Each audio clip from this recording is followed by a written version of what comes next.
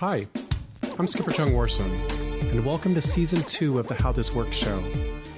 Ever wondered what makes people exceptional at their craft? In every episode, I talk with someone who shares their journey from their first steps to where they are today and the lessons they've learned along the way. Today, I have Bumhan Yu, a man of many titles and descriptions, but we'll just call him a designer who also codes. He's based in the New York City area. Bumhan, thanks for joining me today. Hello, good morning. Thanks for having me. Happy to be here. So let's start by establishing pronouns. I'm he, him. How do you like to be referred? He, him as well. I often also go by B as in bald, but yeah, that's besides the point.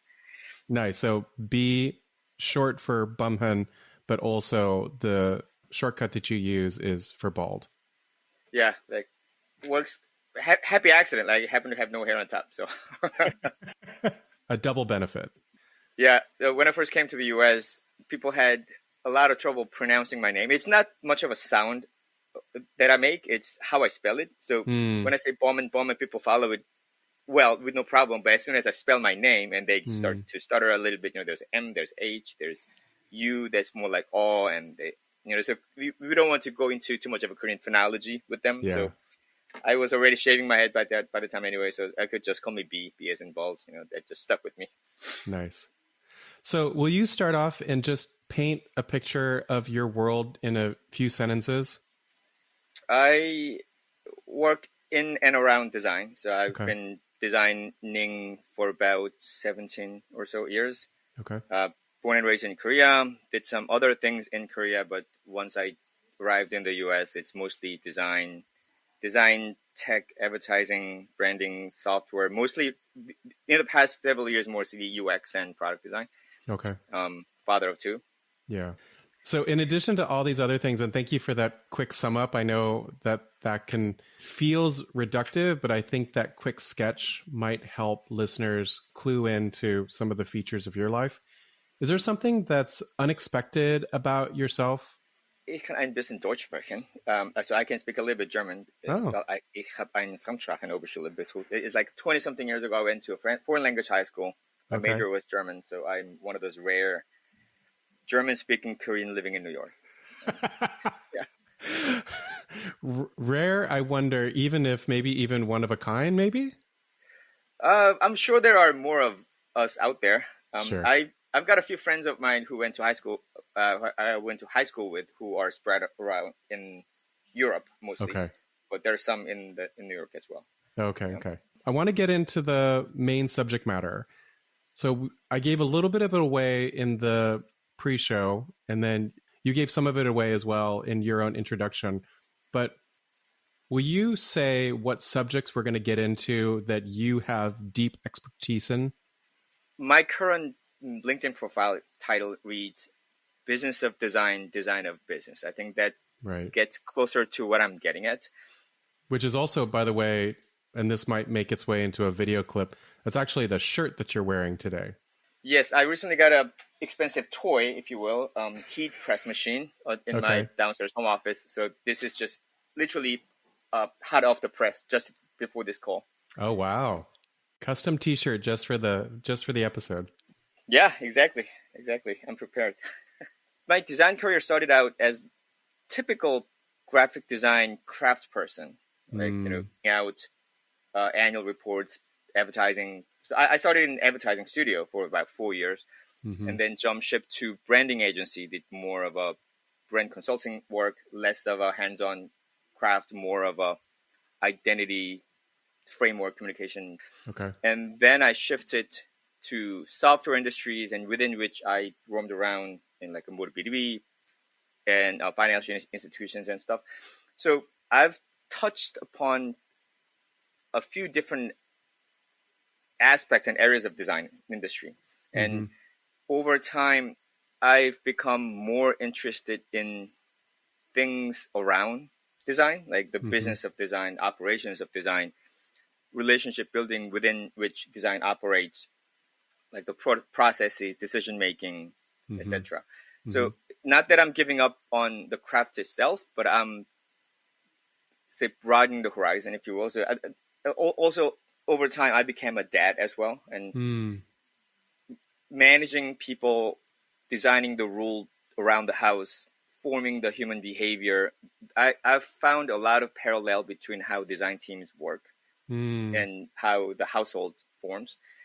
So, and you might agree as a designer that making things is easy as a craftsperson, or fixing things is easy. Once you understand the problem, you can do it. But doing so with other people is hard, and overseeing other people to approach that problem under your direction is harder. And making it in a business context, making it make monetary sense is even harder. So I wouldn't claim to be an expert in this matter, but I'm a constant learner. So I discovered a few different topics in the past, say 5 to 10 years, about business management, people management, design ops, how we decide to operate, how to set up a protocol within the team, between the teams, which tooling we use, how to quantify some of the things that we present, etc. Yeah. So again, going back to the beginning of it, like the business of design, design of business is sort of what I want to propose. Yeah, I think that there's a lot in there, and we're going to get to some of those pieces. So let's put a pin in that for now. I want you to step back. You talked about one of the surprising aspects of you is that you went to a foreign language high school, but you also have a little bit of a family background in academia. You started in academia yourself. Can you tell us from that perspective, not just broadly how you're thinking about design today, but how did you even get started? So I was born into a family of academics. Both of my parents were tenure-track professors. They're lifelong career researchers. And all of my uncles and aunts and my moms and dads and friends who frequented visiting our house, like they were all in some type of an academic. So that's the world that we grew up in, we as in my sisters and I. And it was just assumed on us. Sisters plural? Yes, I have two sisters. I'm the youngest. 2 sisters. Okay. Way before even understanding what graduate school meant, we assumed that we're going to go to graduate school. It was you're going to be a professor, so you just pick a topic, was sort of an expectation. And luckily for me, I was a good student. As you know, getting good marks, taking standardized tests, that's a skill in and of itself, and I was good at it. So I went to a good school, good high school, good college. So I was on an academic track. I studied linguistics and psychology. Okay. Double majoring. Again, like so going to a foreign language high school, linguistics major, there was an extension there. And I thought I was going to be a therapist, so I went to graduate school. I spent a year in psychology graduate school before I dropped out. Okay. What I realized was that I still love the topic of linguistics, and I like social is my bedtime reading, and I love the study of psychology, as a study of domain. I just realized that when I was in it, I didn't want to spend my entire lifetime doing this in the academia. But because of my upbringing and my limited exposure to other people, world of grown-ups, see, I had no figure that I could look up to who was in the business, like industry, on someone else's paycheck other than ivory towers. So I didn't even realize that there were some possibility out there. So there might be some other things. My mom is a psychiatric nursing professor, so there were some nurses and doctors around, but there was also like specific institutions. So I decided to call it quits. So I dropped out, but I didn't know what to do. So I just picked up some random jobs, translation, interpretation, media production, just because I could speak English. And where were you? Were you in Korea at this time? So all these things in Korea. So I was born and raised. So I spent over a century in Korea. I had never planned to leave Korea. It was just never my plan. I joined the military because it's mandatory in Korea. So I spent 2 years in the army, hating every minute of it. And after the service, I thought I needed a break. I was sick and tired of all things Korean, all this academia. Also in like desperate search of something else other than what I was doing. And it occurred to me that, hey, I've been making things all along. Right? So can you give us an example of what making a thing is for you in that time? I didn't have the word to describe how I thought or how I operate. But Sure. looking back, I think people say there are different types of brain wiring, right? So I tend to think spatially and visually. Right? So Okay. for me, thinking means schematics, 2D, 3D projection, diagram, some spatial drawing in the head Got it. before I start putting words into a sentence, like forming a linguistic form. I didn't really know that. I just thought that everybody else was doing that. And it came also as a shock when I first heard one of my colleagues saying she thinks in words. She literally hears sentences in her ears. Like, that was shocking to me. That never happens to me. Quite naturally, studying as a young child, I started drawing, crafting, building Lego blocks, and understanding of things and more visually. So ever since I was in the grade school up until today, all the school systems, all of my textbooks and notes have lots of doodles and drawings. Some are esoteric flowchart schematics, and others more of a doodle of my classmates around me. I see. Because without making physical shapes, I can't really think through. So it came, the craftsmanship in general came rather naturally. It's just sounds like it came in the form of something visual for you that was different than the classmate that you described who thought of concepts in sentences, whereas you think of things far more visually. Yes. Yeah, okay. I think that's correct. So it's just that it didn't dawn on me until much later in life that I could actually pursue a career making things, because there was never a possibility within the household. Like, looking around, people are reading, writing, researching, lecturing. Sure. That was just the expectation. Oh, the grown-ups do that. Right? Yeah. So, and making things, physical things, or drawing, or giving a visual shape of someone else's thoughts came naturally to me, but I just thought much of it. Right. Yeah. It was sort of a ugly duckling situation, and I was seen as an oddball. Like, why are you doodling all this stuff? Like a few months before my discharge from the Army, I discovered the world of design, like by accident. I was on a weekend leave. I was browsing books, magazines at a bookstore. First time discovering some like design magazines in Korea. And oh, people do this. Like, and I started talking to a couple of my friends who were actually in design school at the time. And okay, maybe I can give it a go. Right. But I wasn't convinced that I could do this. Yeah. So over the course of 20-something years, I was doing something else, like studying and reading books. So when I first decided to come to New York, it was official front to my parents was that I'm going to find my way back into psychology. Okay. Which I did, actually. Yeah, so there was a story. There was more of an official excuse. So to be fair, though, I signed up for a training program. It was called International Trauma Studies Program, which I still is running. Okay. It was an interesting program. It was a multidisciplinary training program that specifically deals with trauma victims, trauma survivors as a society, as a community. So it's a collaboration between psychiatrists, nurses, journalists, policymakers, lawyers, doctors, just social workers, and all together. How do we approach this whole big phenomenon of traumatic experience, and how do we support it better? Sure. And it was fascinating subject, but also very depressing and traumatizing, if you will. So I found this rather crappy trade school in Manhattan.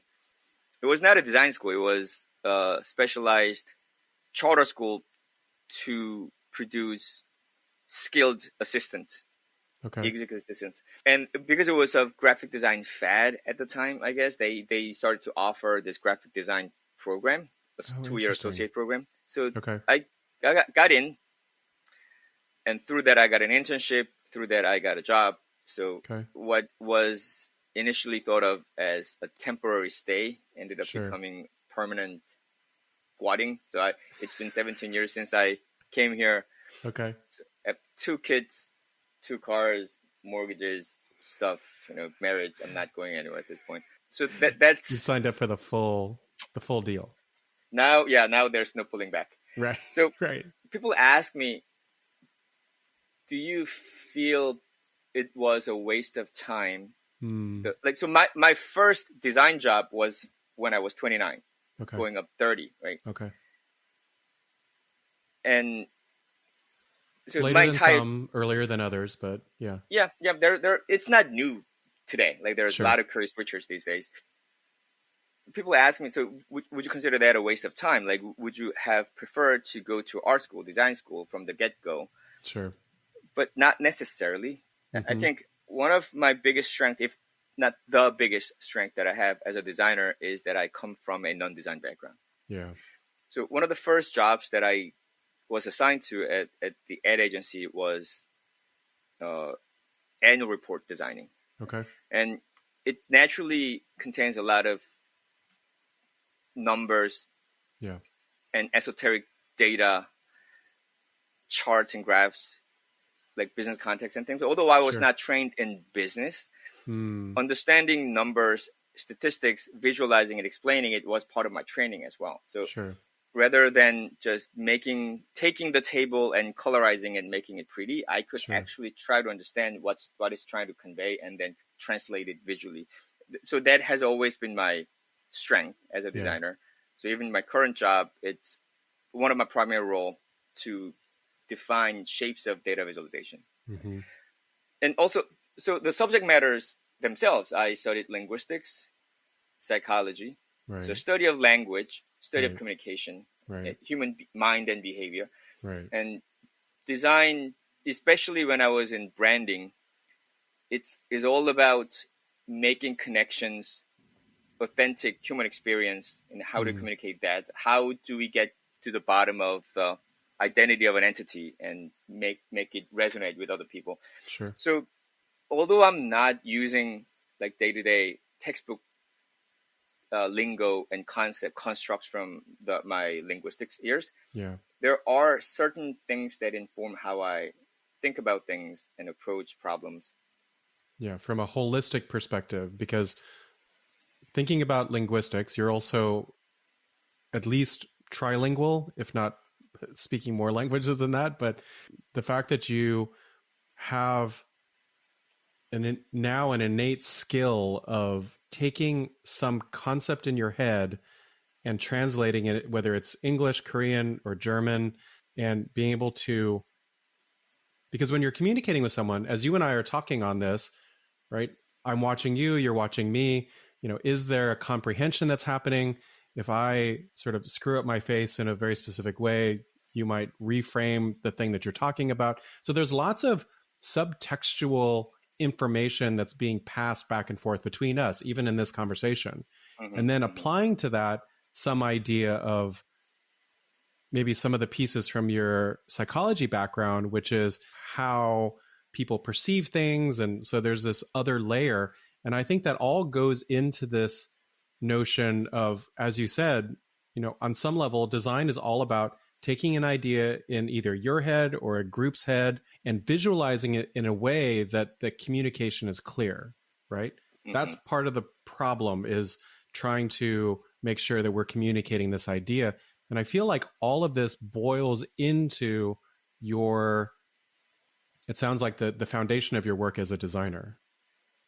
I want to get back to this idea of this broader kind of working in the very tangible, tactical, like I'm going to lay out annual report. There's text, there are pull quotes, there are maybe charts and figures, maybe there's some photography or other kind of imagery that's used to help tell that story. Consistency of design, like some of those things, what's the grid, what's the gutter, what are all of those physical pieces of designing, to then moving to what you talked about as being much more broad in terms of the work that you do.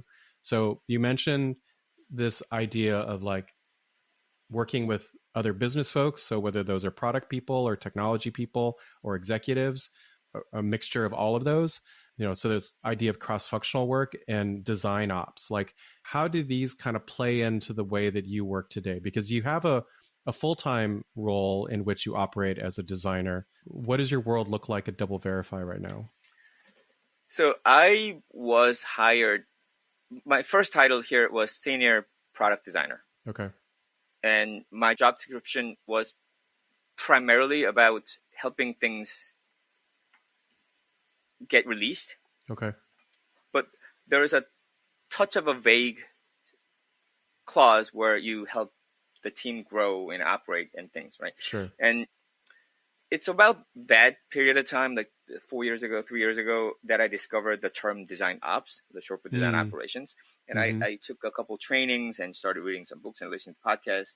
And it was some of the things that I've been doing just out of necessity, like just to keep the team rolling, or process moving. Sure. Or other team members were sharing the responsibilities of. Yeah. And I didn't realize that this was actually a discipline that people are dedicating their career into.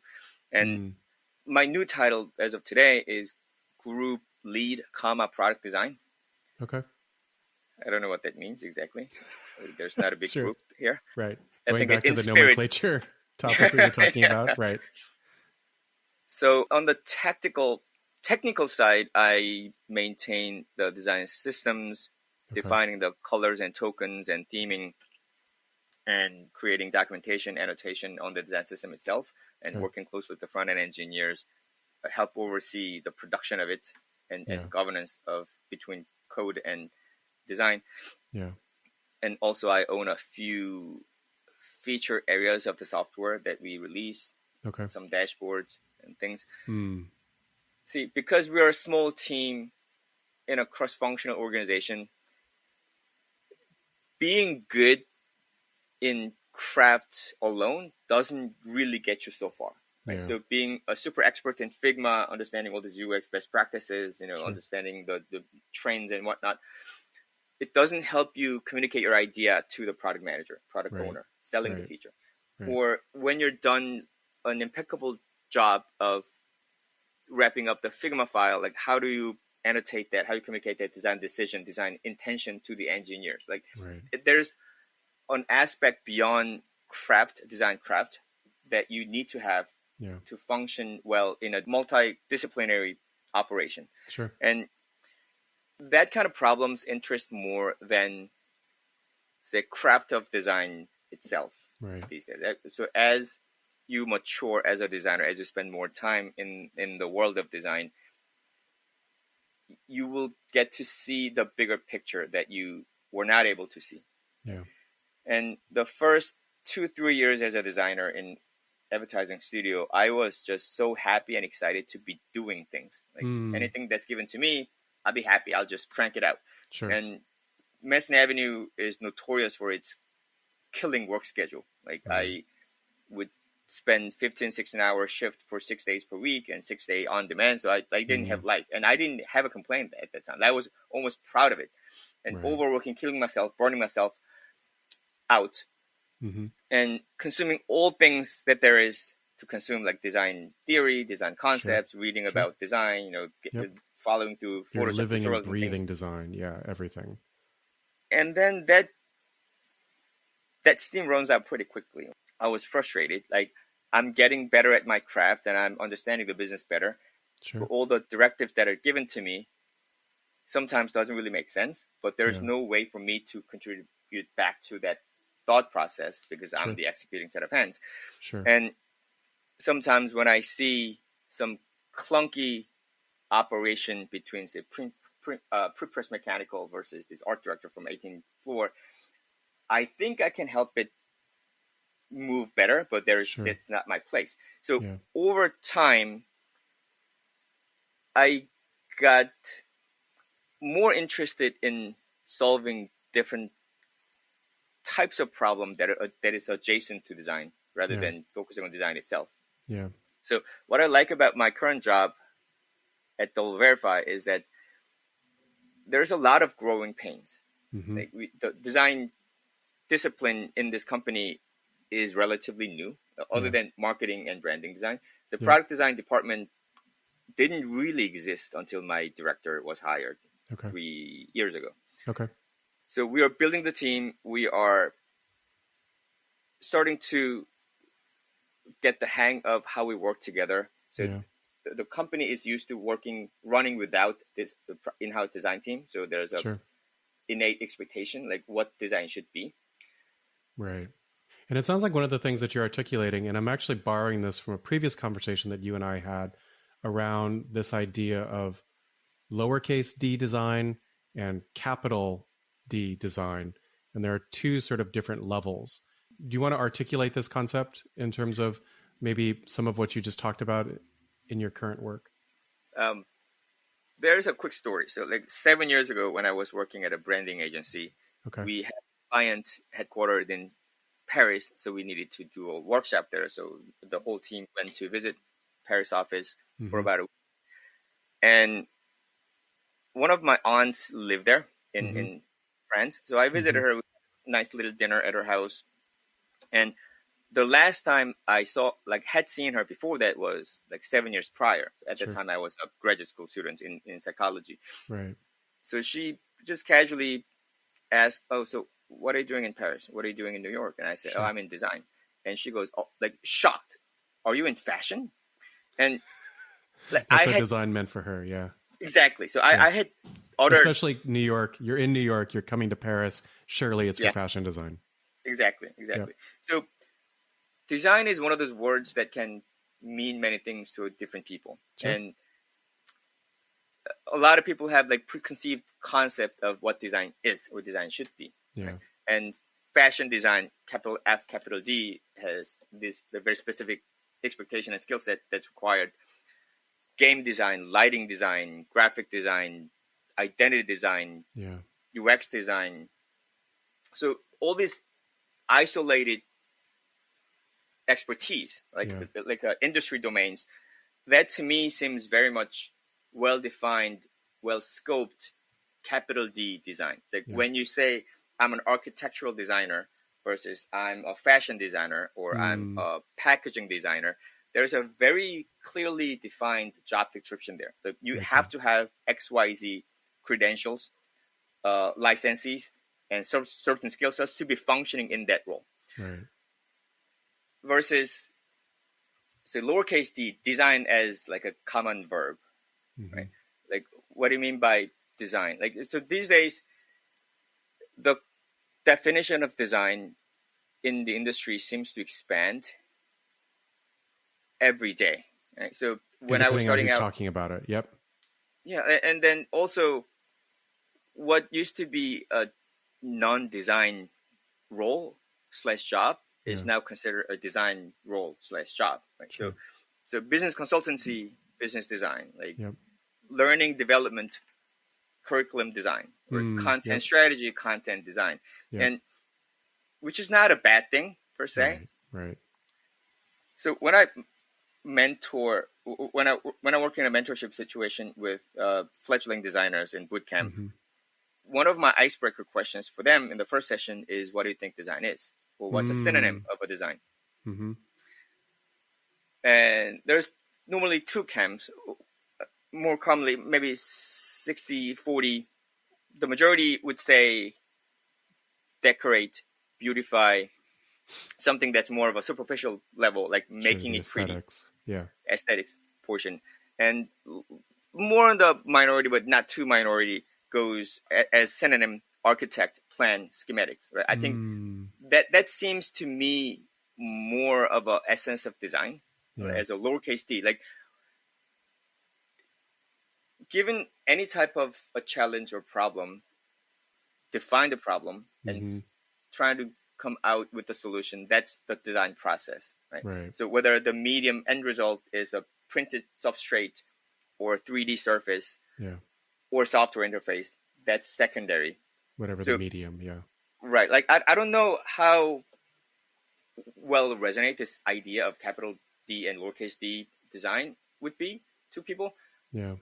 But I think, like, so the whole concept of design thinking that IDEO proposed all those years ago, Tim Brown, I think that's and in Stanford's spirit D school in this, as well, right? In the same vein, right? So So all the trainings and mental models and skill sets we own as a designer, our own training and expertise can be applied in not just design, capital D, but anywhere else. Like, give us any problem, we're going to help you solve it. Sure. So, like, some of my peers from my early career, some are in managerial role. Sure. Just not really touching anything graphic files. Right. And the others are still in IC mode, like principal design and whatnot. And if I were to pick between the two, I'm more interested in the former. Sure. But then again, I don't want to be a full-time manager. Right? So I would still like to think of myself as a designer, but my deliverables tend to be less visual, less tangible, and more of an agreement. This is how we make decisions. This is how we work together. This is a diagram. This is the map of the process. Or this is how we work together. This is the way we want to grow in, like organizational design or team design. Sure. Process design. That's a really interesting philosophical point, which is so you talked about how at DoubleVerify you're currently on the people manager track, the manager track. That idea of that title occupation being designer, does that imply that you are a person who works inside the design, like works on the artifacts, works on the, like sometimes people say I'm a hands-on keyboard designer to say that like I'm a designer who actually works on things, versus a designer who manages or who works on the operations or the workflow or the 10,000 foot view. And maybe as a first question, maybe what I'll do for you, B, is reflect back to you this idea of that icebreaker question that you ask some of your mentees. What are synonyms for you for design? I think it's mostly for me, one word would be like architect or schematic or plan as a phrase of a concept.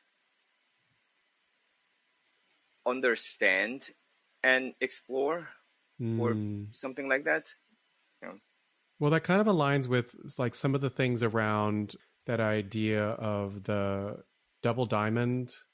We'll leave a link to this in the show notes so that way people can find it. But that idea of having part of it that diverge, converge, right? That zoom out, zoom in approach.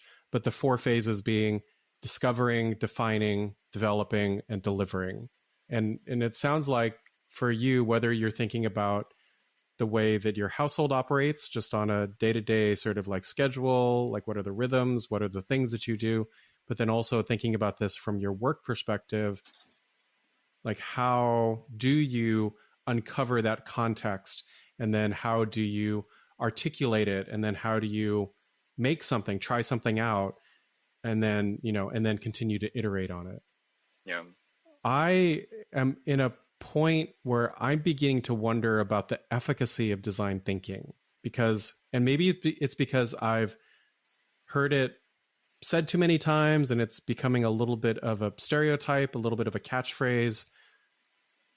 And I'm beginning to wonder if this kind of like efficiency-based framework to get at something more creative, something more innovative, something more fill in your blank, I'm beginning to wonder if that actually works. Yeah. Design thinking to me seems almost like a dirty word. Like not a dirty word, but it's like you said, it's overused. It's totally and overused. Sometimes out of context. Right. And it's way too commoditized. For sure. So when the term was coined, maybe 20 something years ago, it was a novel concept. So designers who used to be considered as just tradespeople, craft people, now understand. So now they propose they will apply this thinking into more of a broader scope of business and social aspects and whatnot. Yep. That's new and And very quickly, people discovered that there's a business in it, right? Yep. So they started selling courses, workshops, certificates, and it becomes more like a snake oil. Right? So I took 3 hour, maybe like a full day, 8 hour course at this so-and-so university. Now I'm a certified design thinking facilitator. I'm a design thinker. Right. That's very cringy worthy. Right. And in a way, that's going the opposite direction, which design thinking or Agile Manifesto wanted to go for. Like less of a strict processes, checkboxes to go against. Right. I think in spirit, I agree. Like we want to diverge before we start converging. Before we jump into problem solving mode, let's look at the problem long and hard enough so that we can understand this better. Right. Maybe this is not the right problem to solve. Like, so in philosophy, in principle, I agree with that. Like, so the double diamond, plus 100%, two diamonds.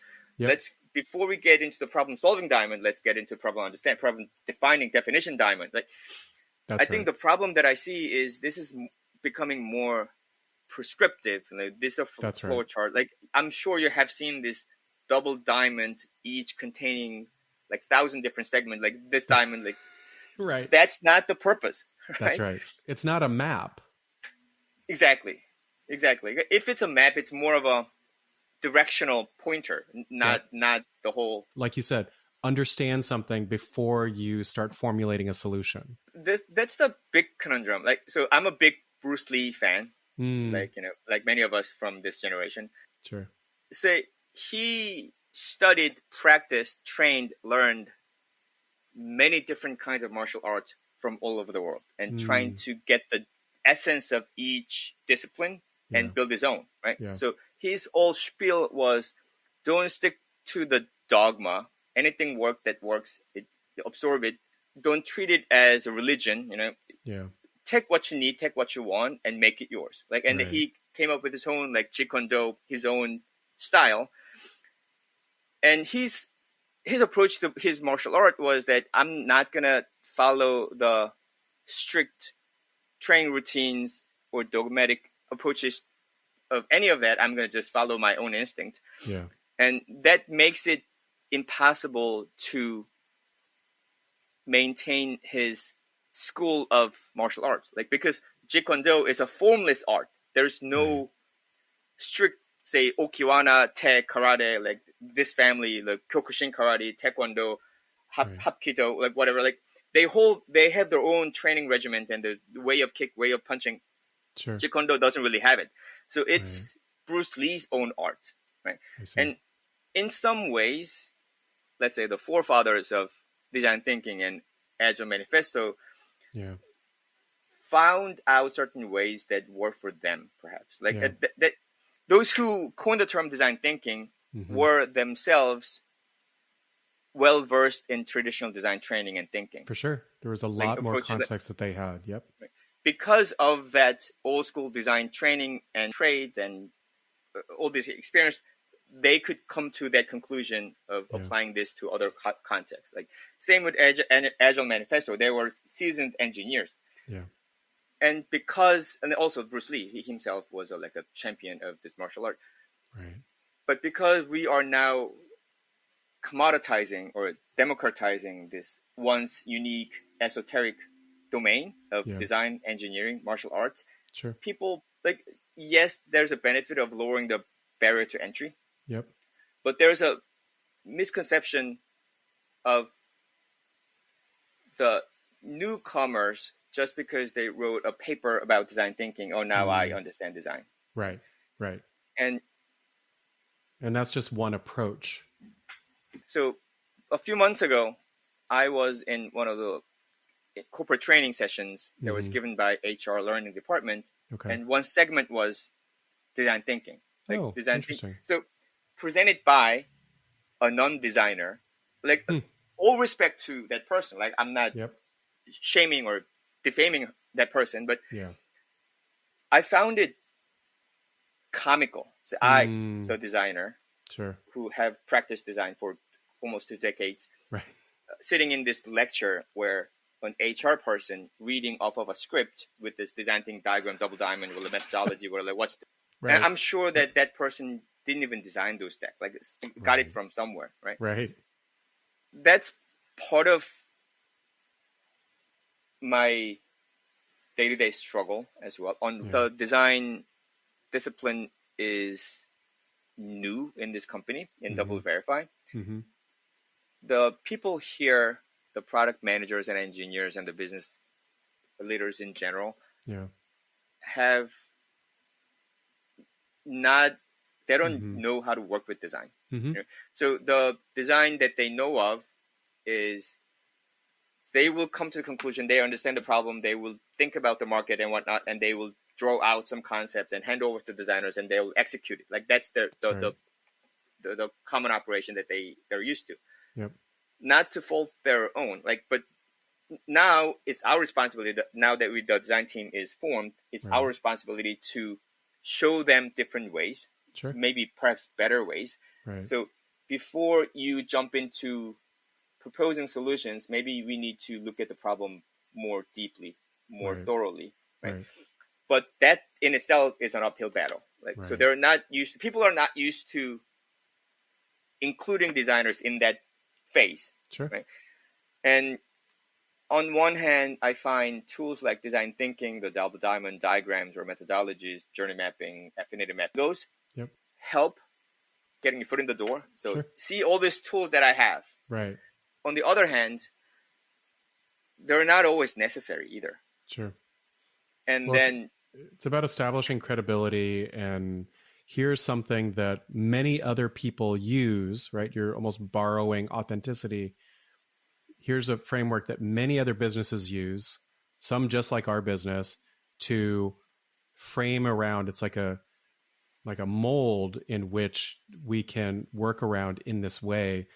And it also sounds like it's a yes and approach to say, we got your creative brief or your product requirements or your business requirements, whatever they are, and we made something that looks like this. And we also went out and tested it. So there are lots of different ways that I think that you can validate. Another thing that you're saying in this example is that change is hard.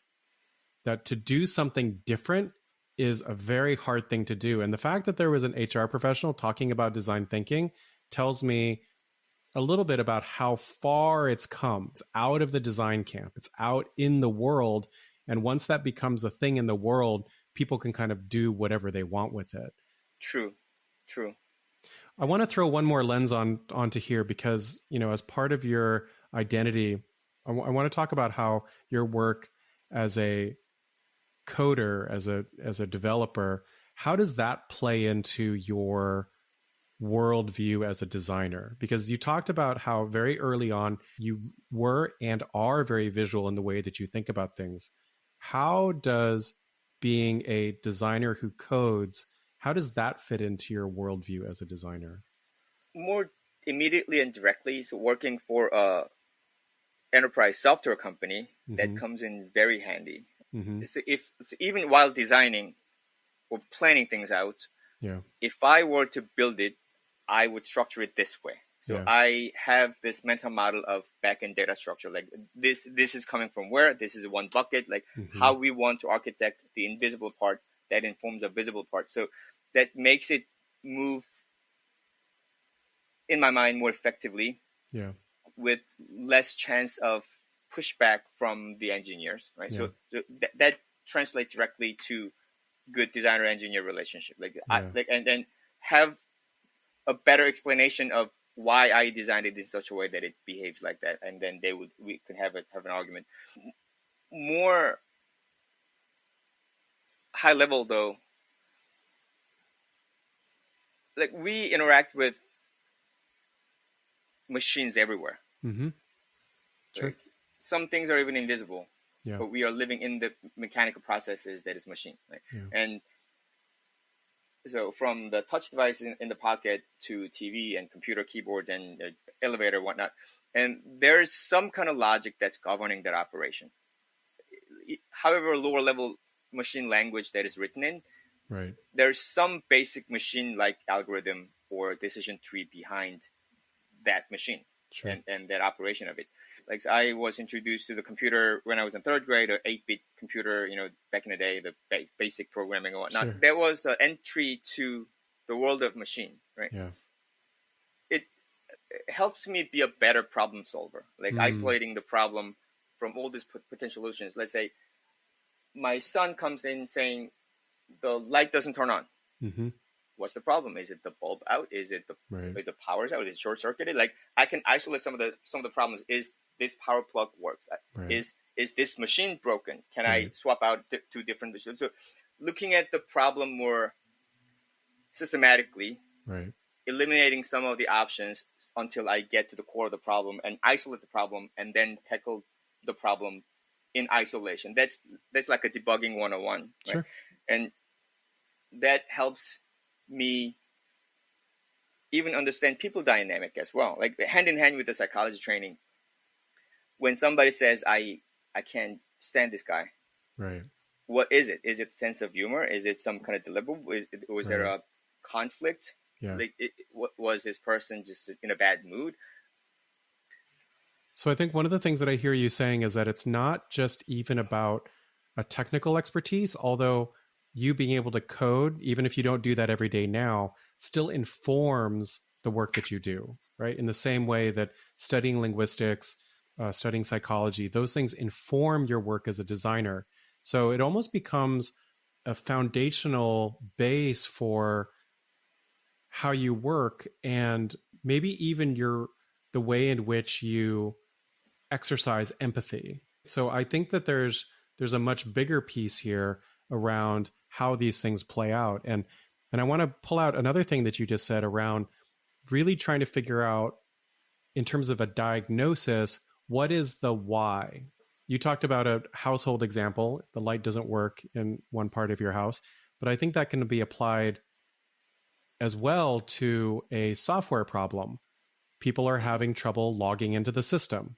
Why? Like, so that's a very tactical why. But then I think there's another version of that, whether you follow the 5 whys framework or you follow some other kind of diagnosis where you get to the root cause, you propose some sort of solution to mitigate it, and then you go try it out. Like, that sounds like at its core kind of the process of problem solving, and maybe even for some people the process of design. Yeah, I think the way you describe it makes a lot of sense. I agree with it. Yeah. But then again, the way you ended the question, like, it depends also. Like, I like how you're playing both sides. Like, what is a good design? It's Right. an open-ended question which cannot really be answered. Right. What's a good process? Right. Like, and recently I bought this poster. I'm going to send you a link to. Okay. Relatively well-known Eames company design process diagram. This is that's cool. I don't think I've ever seen this. Very like an organic shape diagram or Venn diagram of. So this is what the market wants. This is what the industry needs. This is the budget. So, and it's all shape shifting. And so, and the designer's job is to define the biggest overlap of all these areas and trying to make it work. I'm butchering this whole process, but less mechanical and linear than, say, common double diamond design thinking, framework. Yeah. Yeah. And I thought a lot about what you said about whole effectiveness-driven design thinking processes or the teamwork. And one of the really visceral challenge that we have at the design team at DoubleVerify is that we have a very different scopes of project. Like, one is like a greenfield project. We have a very loosely defined big domain we need to tackle. We need to go from really high level understanding of defining the problem longer term. Yeah. That will probably entail a lot of rounds of brainstorming and research and whatnot. Sure. And on the other end of the spectrum is maintenance of the existing feature. Let's add this new button here. We have a new market segmentation. We need to tweak this UI a little bit. And in this latter case, we don't have to have all these exercises workshops and brainstorms or whatever, like that Sure. tends to be more Very tactical. tactical, right? When the design team needs to propose a new working processes or the cadence of meeting, it's really hard, if not impossible, to define one size fits all framework that could serve both, right? Yep. I don't know. I don't really have an answer, I guess. It's okay. It's okay to not have an answer, but I do think that this is a really sticky area, which is design thinking doesn't apply to everything. You know, sometimes there's just a very transactional, tactical piece of work that needs to get done. And we don't necessarily need to have a collaborative session if one of the problems is, you know, we just need to make a couple of changes on the page, and whether that's something that's A/B tested or goes through some kind of due diligence to make sure that this is the right change to make, it may not require the entire weight of a design thinking process or this Eames process that you've shared with me, or even something that I've been thinking about a lot more, which is the design squiggle. Do you know this from Damian Newman? Oh yeah, the squiggle line too. The squiggle that starts like crazy over here and then kind of evens out. I dropped a link to it in our chat and we'll share it in the show notes as well. But that idea of when you first start something, it's really complicated and hairy and you have to move past moving from left to right. Some people have assigned different phases or segments to this. I think it goes back to the thing that you said, Bumhan, around I don't think there's a one size fits all to the way that we approach some of these challenges and problems. Yeah, that's kind of what I intended when at the intro of this call. Like solving problems is easy, making things is easy, but doing it with other people, like under certain circumstances, is hard. Yep. Like I learned how to talk about design with sophisticated vocabulary in a buttoned down way. Like that's what I learned. Like and on design theory and whatever. Yeah. But that never really helped me in the studio. Yeah. You know, like working with other people. Yeah. And like that makes it challenging and also like exciting. Right? Yeah. It's a problem worth tackling. Right? Yeah. Say building a well-designed typographic poster, you know, neat column grid, you know, Swiss international style. That's a challenge. It's a fun challenge. Sure. But that's been done before. Right. But Lots design challenge. Right, exactly. Like you just Google that and you have a bunch of it. Like you could even ask ChatGPT or Gen AI to build something like that. That's right. But people problem, human psyche behind it, that's never the same. It's complicated. It's complicated. And I think a lot of times we as designers and we as humans in the world don't know what success looks like. So even if we get there, even if we sort of like push through the process, we have a very high bar for what good looks like. So I think we kind of keep pushing, which is good because, you know, we kind of keep working, we iterate, we work that muscle. But at the same time, I think sometimes it's good to reflect and look back and be a little bit more philosophical. I think you need both. You need the doing and you need the higher level. Yeah. Yeah. So, Bumhan, we've explored quite a lot of ground in our general conversation, but I want to get into our closing questions that we ask of all of our guests. What's a significant lesson that you've learned in your home life or in your work life? Maybe something that you wish you would have learned earlier. The lesson that I wish I had learned earlier, very personally to me, bias to action, right? So I tend to overthink a lot, and I've always been a perfectionist, and you know how people say perfectionist is the enemy of good, right? Sure. And in fear of missing one little piece or not having perfectly thought this through, I wouldn't even get started. Like, and that I see becomes a hurdle. And a lot of looking back, like there are a lot of things that I could have done, I would have done that I didn't do. Sure. Just stop thinking, and just get going, get doing. You know, would be that. Yeah, that's fair.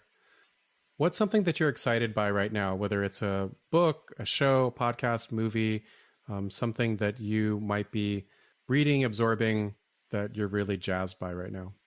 So like since my second kid was born, I've been obsessed with this Italian teacher slash writer slash theoretical physicist, Carlo Rovelli, Okay. and I've been listening to his audiobook, The Order of Time, on repeat for the past few weeks now, and it's very On soothing. repeat.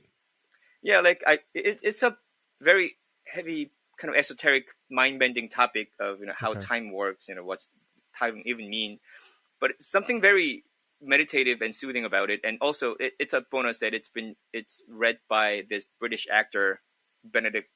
What is his name? Cumberbatch. Yeah, he has like very. I just remember that because you said it in our previous conversation. Yeah. So, like it's a very he has very like soothing voice with very elegant British accent and very theatrical delivery of it. So I recommend it.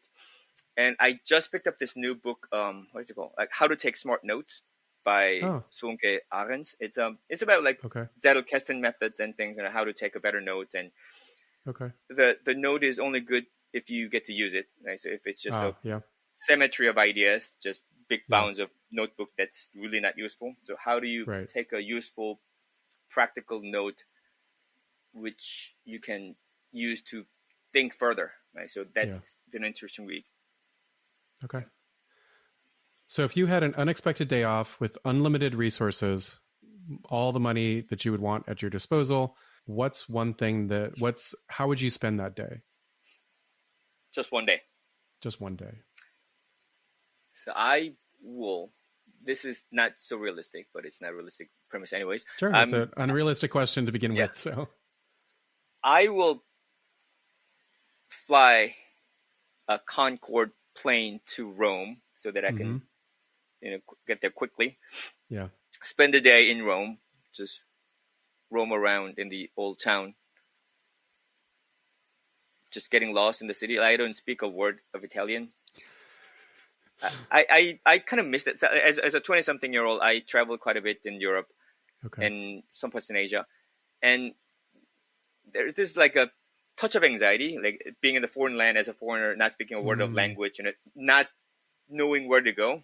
Like there's a lurking danger maybe around the corner, but there's an excitement there. Like I haven't felt that feeling for such a long time. Like my life is so predictable. So I want to be in that position again.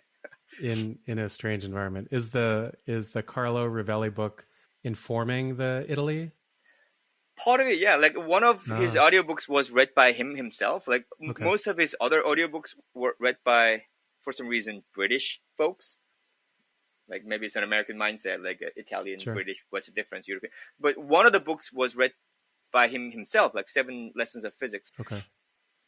So it was very exotic, like, it's Italian accent, English, talking about physics. Italy happens to be the first destination in my life ever, like traveling abroad. So I have a nostalgia there, like a landing in Roman airports. B, what's one thing that you think will be true a year from now? A year from now, I think the designers are still working. We're not going to lose our jobs. Specifically to AI, you mean? AI, yeah. We cannot not talk about AI, in the age of AI. And also AI as a whole, as an industry, it's a bold prediction, but like I predict that they wouldn't have found their breakthrough of the purpose. They will not have found their breakthrough. Right. People say like AGI is near, it's so close, like a Skynet is near. I don't think we're quite there yet. I mean, as a technology, as a research domain, I think it's fascinating. There's a revolutionary breakthroughs day after day. Things are changing. But in terms of business and the application in day-to-day human use, I'm not quite seeing the real practical, useful, cases yet. Like, so there's a really novel cases. Oh, that's fun. You prompt this AI to do this thing and it spits out something really nice. but is it feasible? Like, so you're spending like trillions of dollars every day to train this thing. Yeah. And this artificial intelligence, with that money, you can actually raise real human intelligence, invested in the, upbringing of the young generation and whatnot. Sure. And it seems to me the whole AI hype seems to be a lot like solutions looking for problems, right? So is it feasible? Is it maintainable? So this whole AI-driven search engines and these models, it's hugely expensive to maintain. Like it's like data center and cooling down the machines and whatever. Yep. But nobody's paying for that. It's a novelty. So is it feasible business model? Like I predict that within a year, we'll still probably similar range. Like we may be one step closer to finding it. Right. But yeah. Okay. We'll have show notes all the way through this, but if someone's looking to find out more about you and your work, where can they find you online? I have this not so well maintained old personal website called bald.design, B-A-L-D as in no parent top, bald.design. Sure. I don't really use social media anymore. I have an Instagram account where I post my kids' pictures sometimes. That's Instagram/@baada, B-A-A-D-A-A. Okay. LinkedIn maybe? Oh yeah, LinkedIn. Yeah, LinkedIn profile. LinkedIn might be the most practical way to find me, actually. Okay. Like that's the connection. Okay. Yeah. Well, Bumhan, I really appreciate you taking time to chat today. Yeah, thank you. My pleasure. And that's it for this episode of the How This Works show. Subscribe and leave a review wherever you get your podcasts. You can find us online at howthisworks.show. It's 4 words with no dashes. howthisworks.show. And until next time, remain ever curious, and we'll talk again soon.